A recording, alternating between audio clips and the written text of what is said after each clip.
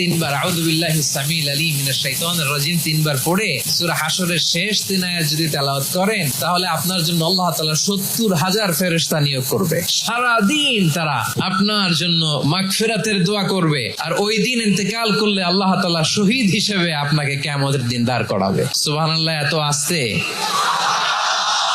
যে ব্যক্তি সকাল বেলা 3 বার তেলাওয়াত করবে আউযু বিল্লাহিস সামিউল আলিম মিনাশ শাইতানির রাজিম, এরপরে সূরা হাশরের শেষ 3টি আয়াত তেলাওয়াত করবে, রব্বুল আলামিন ওই ব্যক্তির জন্য 70,000 ফেরেশতা নিয়োগ দিবেন যারা সারা দিন ওই লোকের জন্য মাগফিরাতের দোয়া করবে।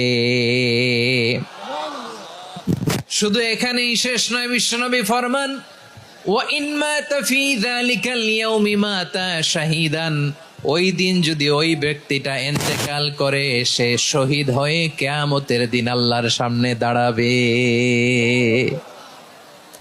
সকালবেলা যদি পড়েন 3 বার আউযু বিল্লাহিস সামিল আলিম মিনাশ শাইতানির রাজিম 3 বার পড়ে সূরা হাশরের শেষ 3 আয়াত যদি তেলাওয়াত করেন তাহলে আপনার জন্য আল্লাহ তাআলা 70,000 ফেরেশতা নিয়োগ করবে।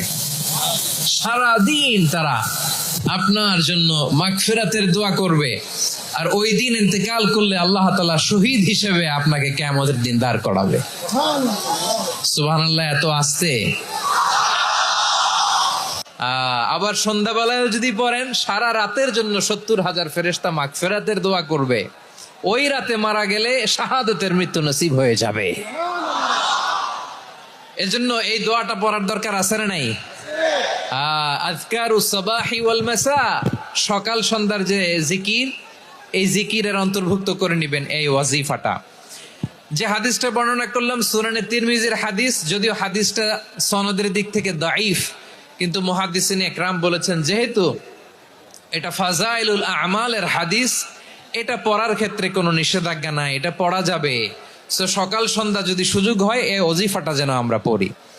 এই 3টি আয়াতের ভেতরে আল্লাহ তাআলা তার 14টি গুণবাচক নাম উল্লেখ করে দিয়েছেন। কয়টি? আওয়াজ করে বলেন তো, যারা শুনতে পেয়েছেন বলেন। এই 3টি আয়াতের মধ্যে আল্লাহর কয়টি সুন্দর সুন্দর গুণবাচক নাম আছে বলেন তো? কয়টি? সবাই বলেন কয়টি? 14টি গুণবাচক নাম, চমৎকার চমৎকার নাম। যে নামগুলো যদি আমরা আজকে পড়ি, শুনি, জানি, আল্লাহ তাআলা সম্পর্কে ব্যাপক ধারণা, ইনডেপথ, আমার রব সম্পর্কে ইনডেপথ নলেজ নিয়ে আজকে আমরা ফিরতে পারবো ইনশাআল্লাহ। বলেন সবাই।